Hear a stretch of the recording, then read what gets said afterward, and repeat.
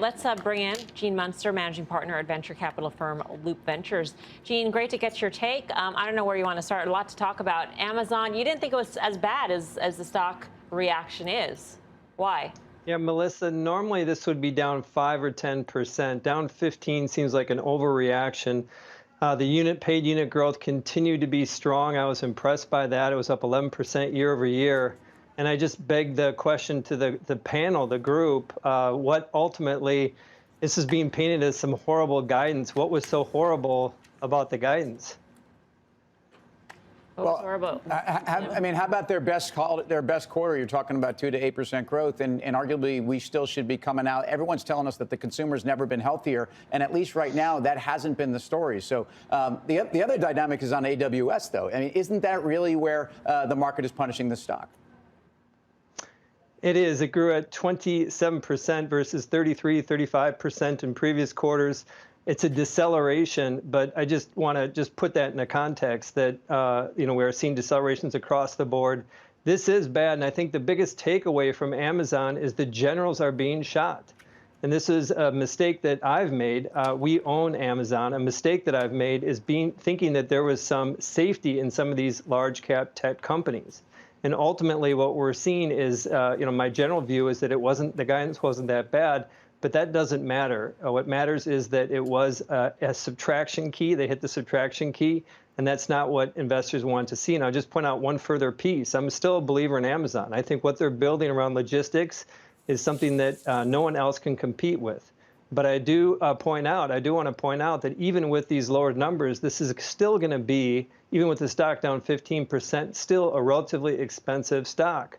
And so you really have to have a view of kind of what's 1, 2, 3 years out when you're thinking about investing in Amazon. I think that this was, the guidance wasn't that bad, but I think what was really bad is just the read on how investors are thinking about large cap tech more broadly.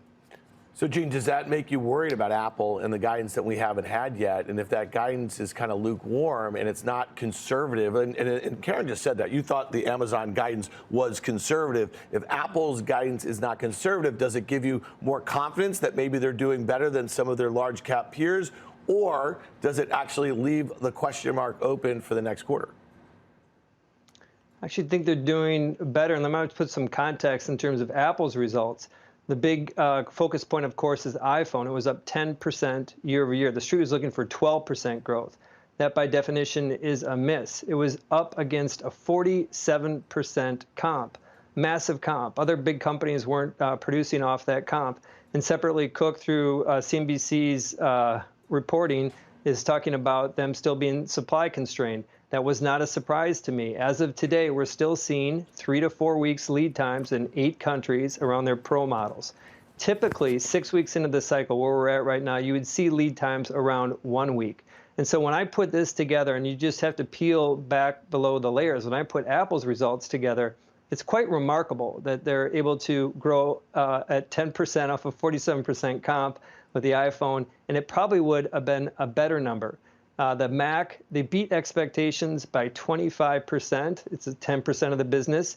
The iPad was soft. It was down, I think, 17%.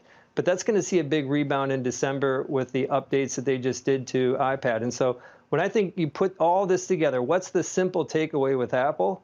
Is we're dependent on their products. And ultimately is whether things are difficult. Yes, there's going to be some softness in services, and there's going to be some edge around what's going to happen with iPad. But as we become more and more dependent on their products, they're going to keep powering through. And I think this stock is going to surprise people over the next couple of years. One last piece is we're talking about what's going on today. If we start thinking forward 2 years, 3 years down the road, what other things that Apple's working on, whether it's going to be something in, dare I say, the metaverse, mixed reality, augmented reality, or something in automotive, that's just another game changer to the multiple. So I actually left feeling that this company is as strong as ever.